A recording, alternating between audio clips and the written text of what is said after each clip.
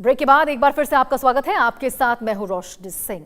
दुनिया इस वक्त अमेरिका ईरान जंग को लेकर टेंशन में है, लेकिन इस जंग का समाधान भारत के पास है। क्योंकि देखिए, भारत वसुधैव कुटुंबकम के मंत्र पर चलता है और यही मंत्र दिल्ली में ब्रिक्स विदेश मंत्रियों की बैठक में भारत ने दुनिया को दिया है। भारत ने दुनिया को बताया है कि जिस अस्थिर दौर से दुनिया गुजर रही है, उसमें सिर्फ सैन्य शक्ति या प्रतिबंध समाधान नहीं हो सकते। जयशंकर के बयान में सबसे अहम फोकस पश्चिम एशिया की स्थिति पर दिखा है। उन्होंने सीधे तौर पर स्ट्रेट ऑफ हॉर्मुज और रेड सी का जिक्र करते हुए कहा कि समुद्री रास्तों में बाधा और ऊर्जा ढांचे पर खतरे पूरे दुनिया की आर्थिक स्थिरता को प्रभावित कर सकते हैं। तो क्या अमेरिका और ईरान भारत के इस मंत्र को अपनाएंगे या फिर सिर्फ अपने हितों के लिए दुनिया में टेंशन बढ़ाएंगे? और देखिए, इसी मुद्दे पर हम खास मेहमानों के साथ आज चर्चा करेंगे कि क्या यहाँ पे ईरान और अमेरिका बाकी देशों के भी बारे में सोचेंगे या फिर केवल अपने ही बारे में, अपने ही हित को लेकर सोचते हुए नजर आएंगे और इसी तरह से लगातार आगे बढ़ेंगे। तो देखिए, भारत का हमेशा से शांति संदेश रहा है। इस बार भी भारत ने शांति संदेश दिया है। सिर्फ सैन्य शक्ति या प्रतिबंध समाधान नहीं हो सकते। समुद्री रास्तों में बाधा, ऊर्जा ढांचों पर हमले गलत हैं। भारत की ओर से कहा गया है, सुरक्षित और निर्बाध समुद्री प्रवाह बेहद जरूरी है। दुनिया की आर्थिक स्थिरता प्रभावित होती है। ऐसे में किसी देश पर एक तरफा प्रतिबंध गलत है। यूएन रिफॉर्म को अब टाला नहीं जा सकता है। तो देखिए, यहां भारत ये संदेश देता हुआ नजर आ रहा है पूरे विश्व को, जो हमेशा डिप्लोमेट के साथ चलता हुआ नजर आया है, शांति संदेश देता हुआ नजर आया है, शांति के साथ, शांति का पक्षधर रहा है भारत, और वो इस बार भी सेम वही बात रिपीट कर रहा है। हमारे साथ UK Devnath, retired defence expert, जुड़ चुके हैं, ग्रुप कैप्टन।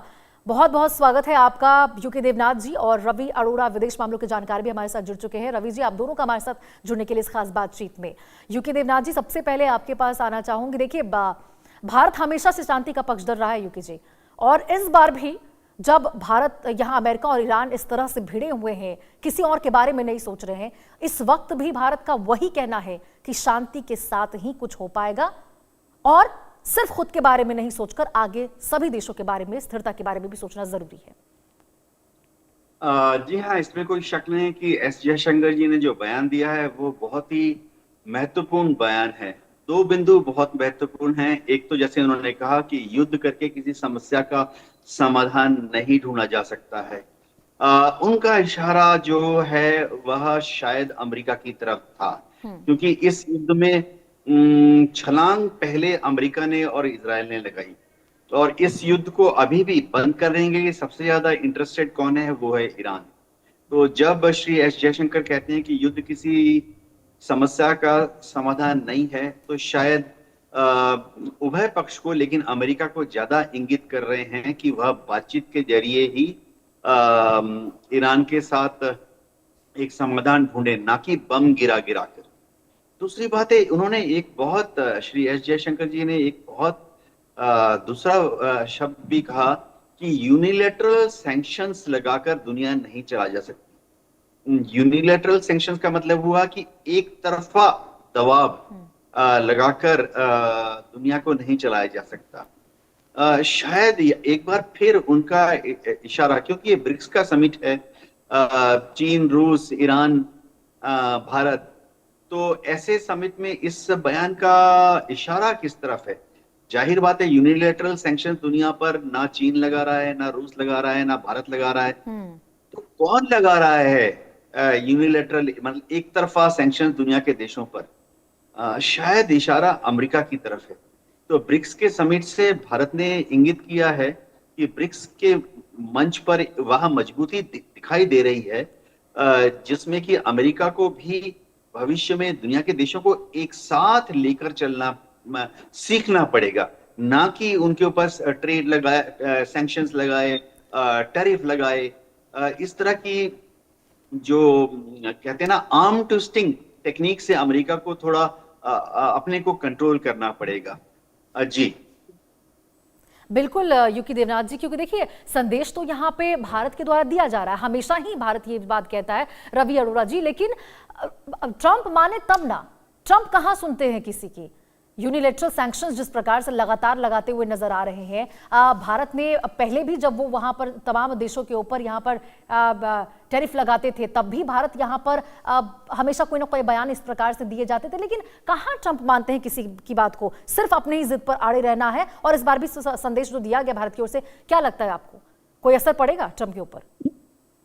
जी बिल्कुल, भारत सरकार का एक सिंबल रहा है कि सबका साथ, सबका विकास, सबका विश्वास। यह सिर्फ देश तक सीमित नहीं रहा, अंतर्राष्ट्रीय मंच पर जिस प्रकार से ब्रिक्स मीटिंग के दौरान एस जयशंकर का जो बयान आया, वो समझाने में स्पष्ट रहा कि किस प्रकार से आज सिर्फ विकसित देशों को अपने बारे में मत सोचें, उन देशों के बारे में भी सोचें जो विकासशील देश हैं, जो आगे बढ़ रहे हैं, जिन्होंने अब चलना सीखा है। और सबसे बड़ी बात है, दुनिया का हर शख्स, उन सब जो कुदरत ने जो भी, चाहे वो समुद्र हो, चाहे वो धरती हो, चाहे वो कुछ भी चीज कुदरत ने दी है, उस पर सभी का बराबर का हक है। ऐसे में कुछ देश अपनी जिस प्रकार से सैंक्शन लगाकर और अपनी सैन्य ताकत के बल पर जिस प्रकार से दूसरे देशों पर आज मैं समझता हूं एक हिटलरशाही चला रहे हैं, उस पर कहीं ना कहीं एक रोक लगाने के लिए भारत सरकार का यह बयान, एस जयशंकर का यह बयान बहुत मायने रखता है, क्योंकि इसे पूरी दुनिया देख रही है और सब समझ रहे हैं। ये इशारा पूरी तरह से अमेरिका के ऊपर है। अमेरिका, लेकिन आज खुद भी अमेरिका भी अपने ही जाल में फंस चुका है। वो ऐसे युद्ध में फंस चुका है, ना वो आगे बढ़ सकता है ना पीछे हट सकता है। वहां की इकोनॉमी पे भी बहुत ज्यादा फर्क पड़ रहा है, तभी शायद उसे आज चीन में जाना पड़ा, तभी उसे आज चीन से बातचीत करनी पड़ी, उससे व्यापारिक रिश्ते बढ़ाने पड़ रहे हैं। और यह हालत सिर्फ अमेरिका की नहीं है। सही बोल रहे हैं रवि अरोड़ा जी, हिटलर शाही तो करते हैं ही ट्रंप। यूके देवनाथ जी, शांति की बात होती है ना, जब इस तरह से ब्रिक्स सम्मेलन होता है तो सबसे ज्यादा क्या बात होती है कि वैश्विक स्तर पर तमाम जो देश है कैसे शांति बरकरार है, और यहाँ पर उस जो अभी अशांति फैली हुई है उसी टेंशन को खत्म करने के लिए तो बातचीत चल रही है। लेकिन क्या फायदा इतने खर्च के बाद? यहाँ प्रधानमंत्री नरेंद्र मोदी डीजल कम करो, ये इसका इस्तेमाल कम करो, तमाम जो संदेश दे रहे हैं, इतने खर्च के बाद सभी देशों के विदेश मंत्री इकट्ठा होते हैं, संदेश तो दे दिए जाते हैं बड़े बड़े, लेकिन कहां शांति है, कहां शांति? अभी तो सबसे बुरे दौर से शायद हम गुजर रहे हैं। जी हाँ रोशनी, इसमें कोई शक नहीं है कि विश्व को इस वक्त शांति या शांति की तरफ जो पहल ली जा रही है अलग अलग देशों के द्वारा, उसको बढ़ावा देना पड़ेगा। अमेरिका हमेशा से ही दुनिया में अगर देखा जाए हिस्टोरिकली, अंदाजा मैं आपको बताता हूँ, द्वितीय विश्व युद्ध के बाद से अभी तक 90 युद्ध हो चुके हैं। इन 90 युद्ध में से करीबन 70 युद्धों में अमेरिका डायरेक्टली इन्वॉल्व था। तो ये दिखाता है कि अमेरिका में एक मानसिक स्थिति रहती है, खासतौर से जब भी रिपब्लिकन्स पावर में आते हैं, कि हर चीज का समाधान जो है डंडे के जोर पर निकालो। अमेरिका को ये समझना पड़ेगा कि ऐसा नहीं होता। बढ़ते हुए उभरते हुए विश्व के पटल में ग्लोबल साउथ की बात सुननी पड़ती है। उभरते हुए विश्व के पटल में G20 के जो नीचे के देश हैं, G20 में जो 15, 16, 17, 18, 19, 20 के देश हैं, उनकी बात सुननी पड़ती है। हथियार का इस्तेमाल अमेरिका बार बार करता है। अगर हम देखें, उसने इजराइल को असीमित बेशुमार हथियार दिए कि वो गजा पर गिरा सके। यही पॉलिसी वो अब ईरान के ऊपर लागू करने की कोशिश कर रहे हैं। ईरान के ऊपर तो अमेरिका और इजराइल का बयान आया हुआ है कि उन्होंने उनके ऊपर 38,000 बॉम्ब्स गिराए हैं। रोशनी, मैं आपको बताना चाहता हूँ, बहुत बड़ी संख्या है। आज इंडियन एयरफोर्स में, जैसे मैं फाइटर पायलट था, इंडियन एयरफोर्स में 34 साल रहा, MiG-23 उड़ाया। मैं आपको बताऊं कि इतनी बड़ी तादाद में बमबारी करना भारतीय वायुसेना के लिए भी एक विशाल चैलेंज होगा। तो ऐसे में जब अमेरिका ने बमबारी की है ईरान के ऊपर, हासिल क्या किया आज तक? क्या ईरान घुटने पर आया? नहीं आया। इतनी ही कोशिश अगर अमेरिका बातचीत की टेबल पर लगाने की कोशिश करता, जब ओमान में मस्कट में राउंड 1 राउंड 2 बातचीत हुई, या जेनेवा में जब बातचीत हो रही थी, तब अगर अमेरिका ईमानदारी दिखाता तो आजकल उसके कुछ अच्छे फल निकलते नजर आते। दिक्कत यह है कि अमेरिका एक तरफ बातचीत करता है, दूसरी तरफ से बमबारी चालू कर देता है।